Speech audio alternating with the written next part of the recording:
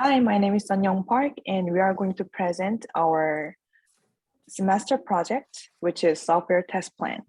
So we made a test plan for a messenger app called WhatsApp. The primary objective for a test plan is to produce documentation that describes how the tester will verify that the software works as intended. So the document should describe what needs to be tested and how it will be tested. The test plan document is usually created during the planning phase of the project, but for our semester project, we recreated the test planning process. So due to the lack of information about source code and architecture, there were some parts of the software that we needed to make up, we needed to assume, and we needed to mainly focus on the users' perspectives. And for the same reason, there were some certain testings that we couldn't conduct, such as regression testing. So we noted NA for the parts that we couldn't make a plan for. Since we have 6 people in a group, we divided our work and had a meeting once or twice a week to synchronize and discuss about our work. So we first divided the application into 6 parts. For instance, Zach was in charge of the installation part and its corresponding test cases, and Armando took charge of system design and storage. Ravindra, user interface configuration, Akhil, security, Surija, chat feature, Sanyam, call feature. And then each of us took charge of each test. So we are going to present the test that each one took care of. So for instance, mine was compatibility testing. Compatibility testing is a non-functional testing to ensure the software application works as intended in different environments, such as different browsers, mobile devices. And this testing can be conducted by 2 methods: manual, automated testing. While manual testing can be more expensive and time-consuming than the other one, you can get more specific and detailed feedback on user experience-related issues like performance, usability, battery life. On the other hand, the automation is useful in situations like running complicated and repetitive tests that are prone to error. So considering that both methods have different advantages, we used manual testing. So for manual testing, we need actual devices. Because it is not feasible to test all browsers, all devices in the world, we only focused on the most popular OS and devices for our testing. So if you see Appendix C, you can check there is device platform metrics. So when a tester conducts compatibility testing, she or he needs to make sure that the sheet is ready, the corresponding devices are ready, and all the combination of device and OS, they work properly with the software. Yes, this is it. And the next one is conformance testing. From here, Ravindra will resume the presentation. Thank you, Scarlett. That was very elaborate. Anyway, so to my contributions, let me first share my screen. Give me a moment.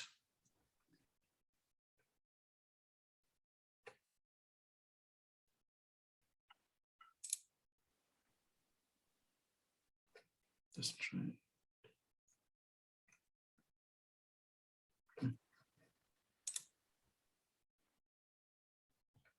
Give me a minute. Sorry.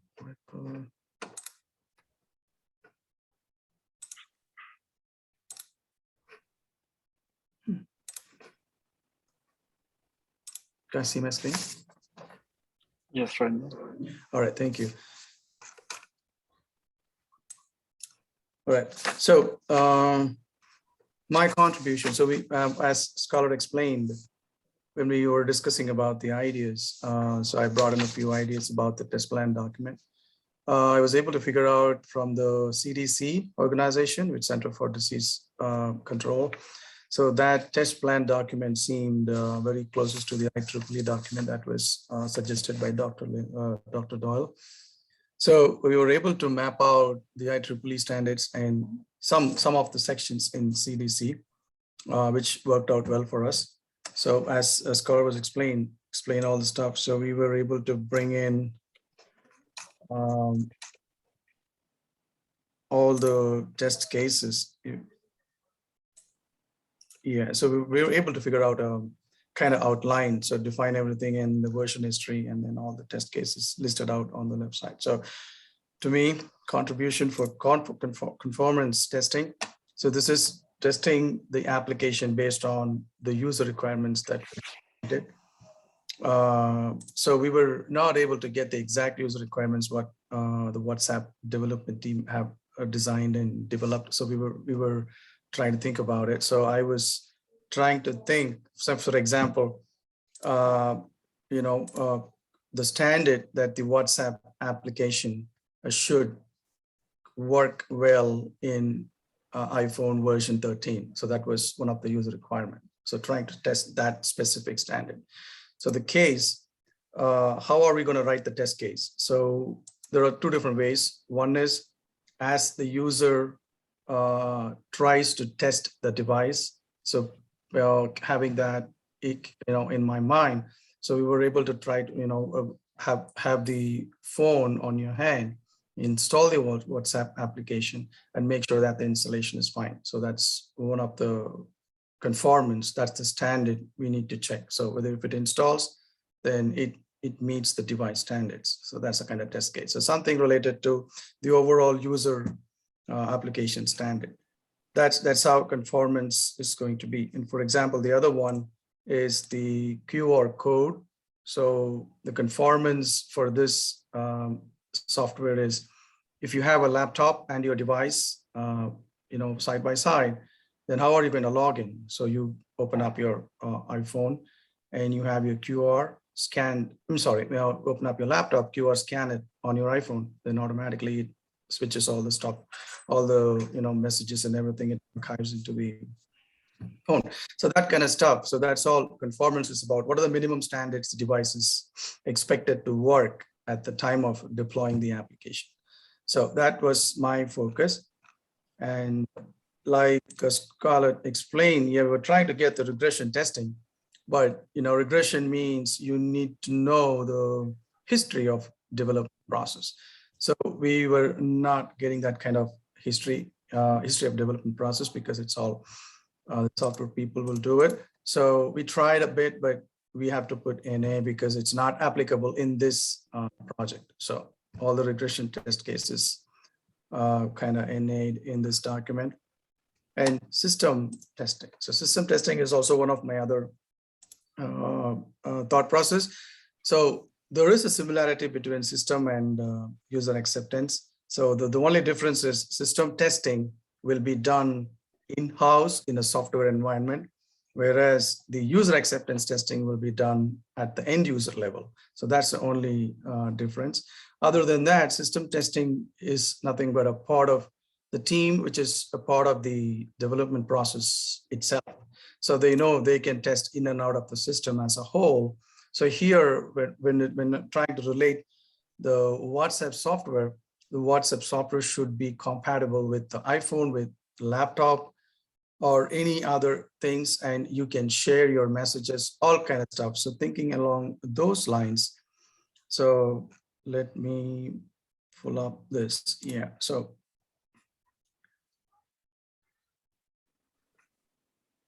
yeah, so the system. So for example, you have a phone which supports haptic movements, vertical and horizontal.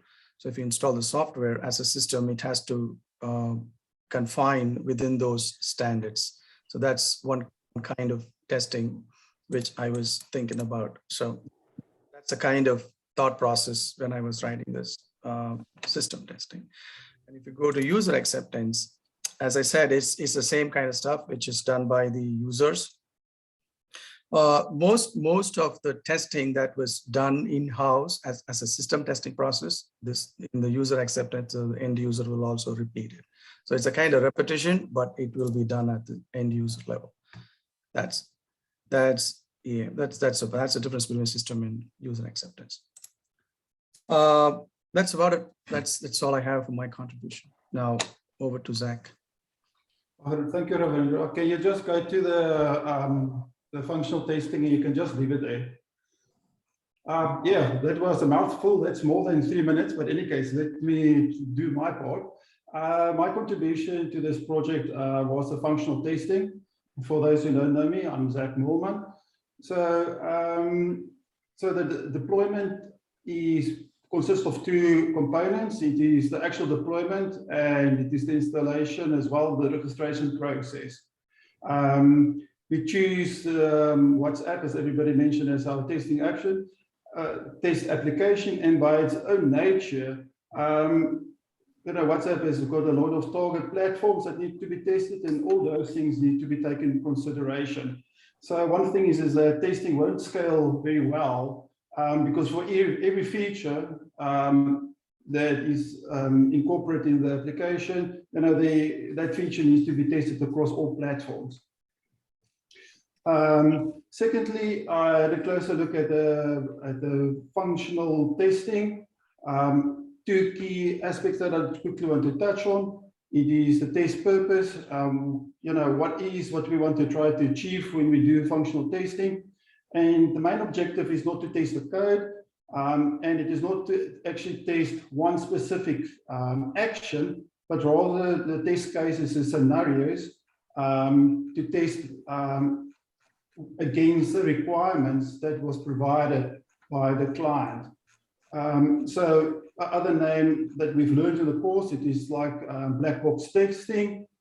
And what is else that I need to chat about? And then the second thing is our approach. So the approach that we took when we're doing functional testing is we need to fully understand the functional requirements from the client.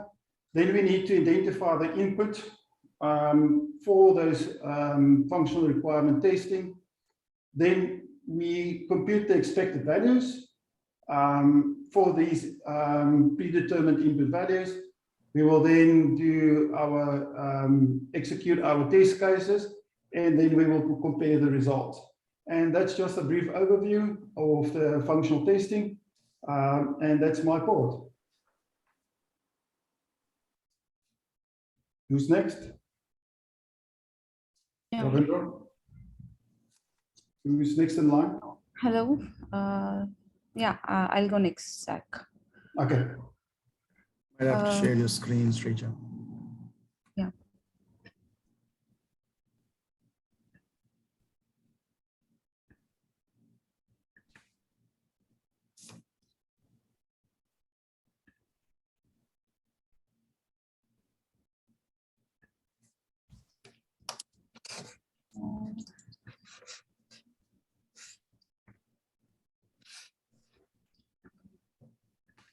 No, it's not allowing me to share my screen. Oh, You want me to share? Yes. Yes.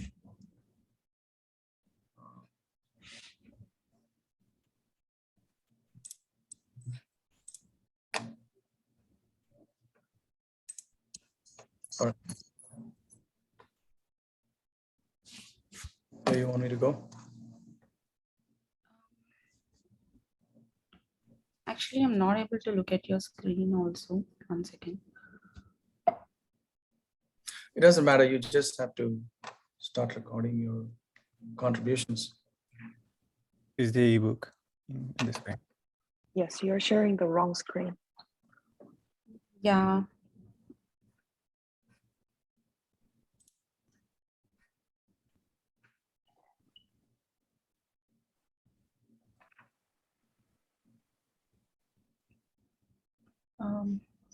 All right. Okay. There. Thank you, Stella. Yeah.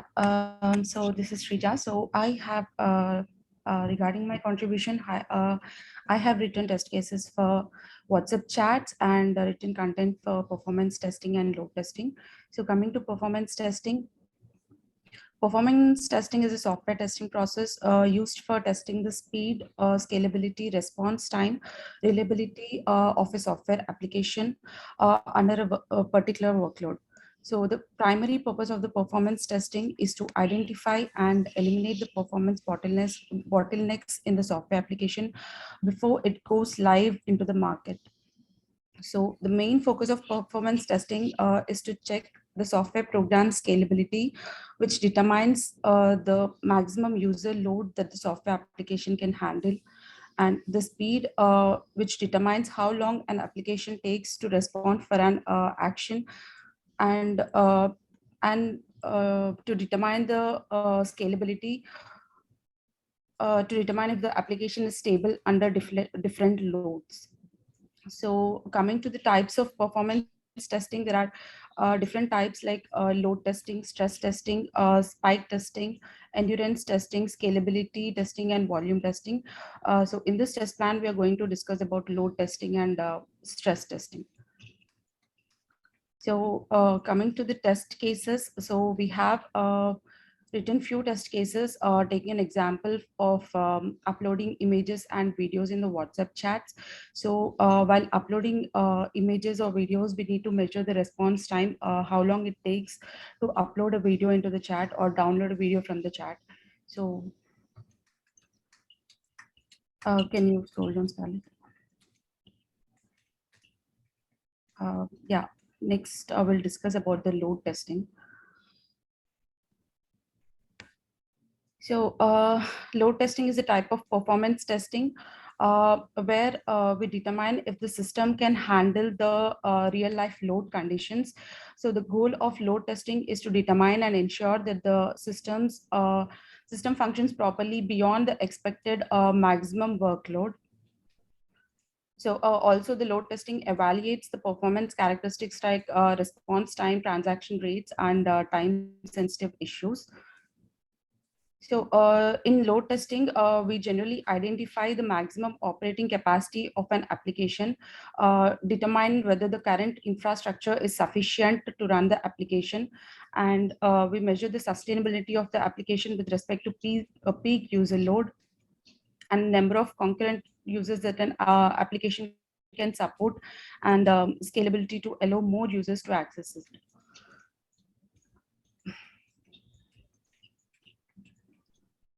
So in any for any performance testing, we measure the test criteria based on the response time. If the response time is as estimated, then we go on with the application. Otherwise, we again make some changes to application to reach the proper response time.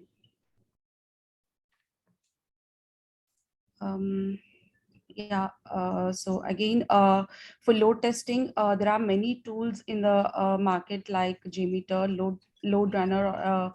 So for this purpose, for the purpose of WhatsApp, we have considered JMeter for our test cases and written few.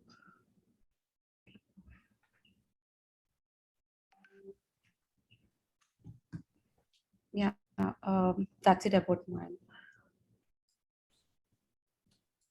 Okay. Thank you. Who's next? Thank you. Yes, I will share my screen.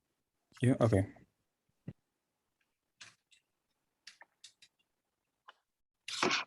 Is my screen visible for everyone? Yep. Hello everyone, this is Akhil. I have done stress testing and some test cases for the security. So like stress testing is also known as endurance testing. So it has like something to do for just a short period of time, like to know like where the hardware or software breaks. And then it has some goals like to check like whether the system works under the abnormal conditions, and then like displaying appropriate error message like when the system is under stress, and then like if system fails under extreme conditions, and then to prepare for the extreme conditions, like to make sure that will be cleared by stress testing. And Then I have written some of the test cases for the stress testing, like performance related, like what happens when the user needs to send multiple messages to multiple contacts. So, and the next case is like when the user needs to send multiple documents to multiple contacts. Like we can see like test case to verify the performance of WhatsApp when the user gets multiple messages from different contacts. And then I have written some of the test cases for the security, like regarding encryption, like what happens, like we need to enter our password for the encryption chat document, like for downloading multiple documents so that the user can have encryption for the separate contact. And then we have like for installing WhatsApp on a user device, he needs to get an OTP so that he can only register for the WhatsApp account for his mobile. And what happens if he enters three wrong attempts? What will it show, like two-factor authentication or like that? And then I had written another test case like for the account security in the WhatsApp application. So for the privacy, it should be displayed on user for his mobile. Like I have written like some of the test cases. Okay, who's next? I'm done. Me. I'm going to share my screen. Yes. Okay, thank you. Mm. Okay, well, I'm Armando Diaz, and I focus on starting the unit testing.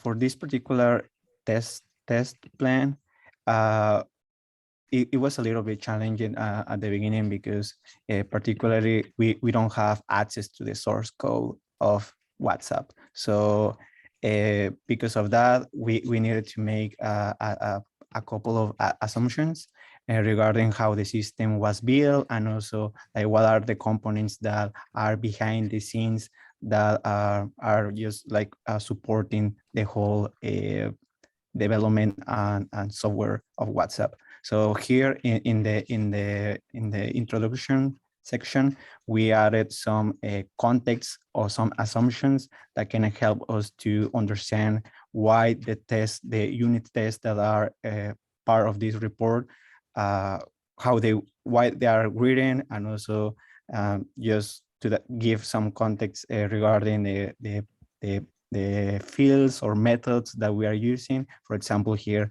we have like the system API that mainly will be composed by two methods. The first one is like send messages, like that's like a very intuitive API call, and also like get messages. In the other hand, we also have we created an entity relationship schema that basically has like all the different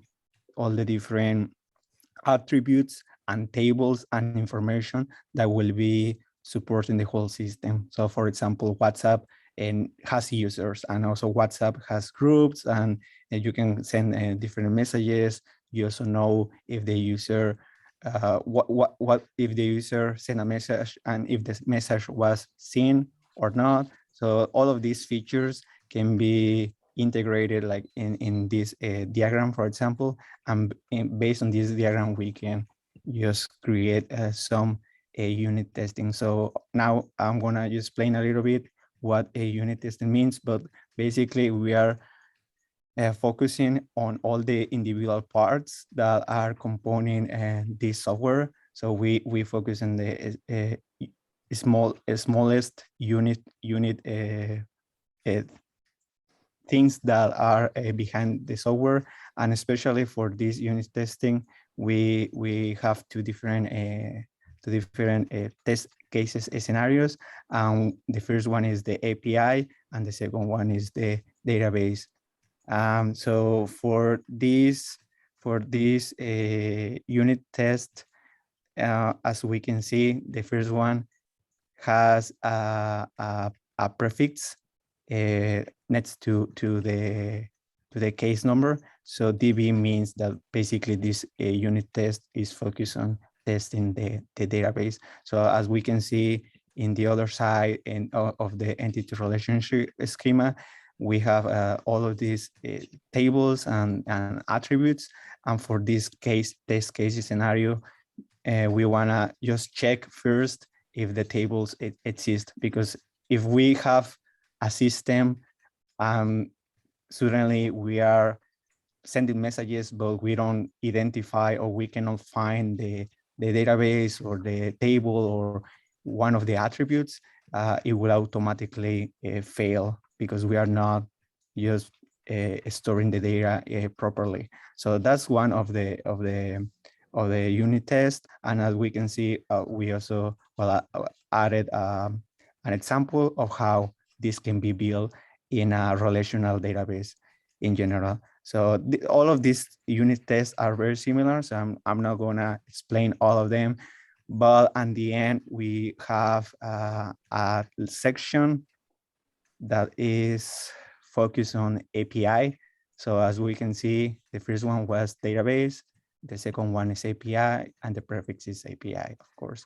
And for this case, we are also just using the methods that are in the context part and just sending some, for example, just the username and password to connect to the system API, and then send the proper attributes through the API and see if there is a correct response or with status, with acceptance status.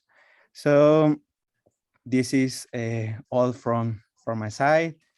But in conclusion, we, as the team has mentioned at the beginning, we met once, two times a week, usually Sundays, because some of us have jobs and we need to just meet, we try to meet everyone and meet the best scheduled time for everyone. And also at the beginning for this test plan, we created like very high level topics. Like we have a WhatsApp, right? So for WhatsApp, we have like different features, and these features can be like chat or call, security, installation. So based on these high level topics that are more like easier to understand, we decided that way we could create some test cases and scenarios, and after that we could classify them in the right category, if it's user acceptance or if it's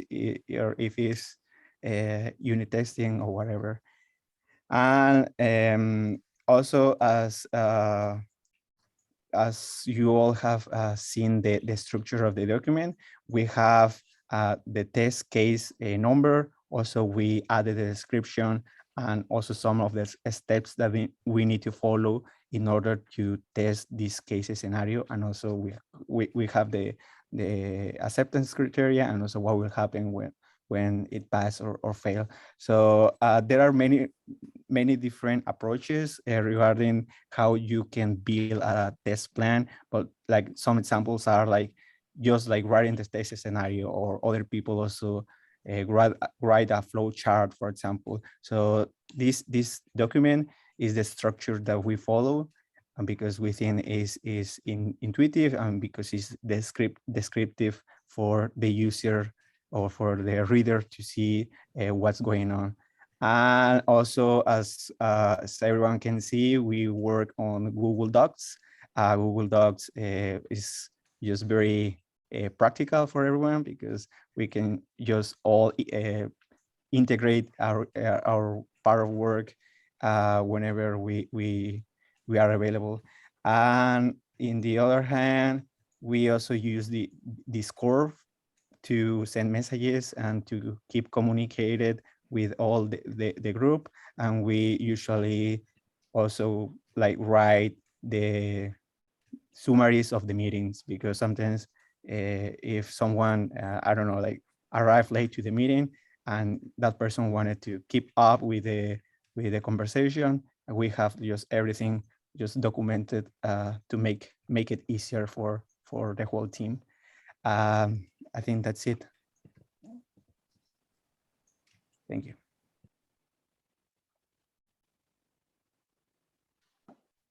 So that was our semester project, and I hope you guys enjoyed it. Thank you so much. Yeah, but also, it's still recording. Yes. I also take this opportunity to thanks Dr. Doyle, and we enjoyed this semester and this class. Thank you. Thank you. Thank you. Thank you.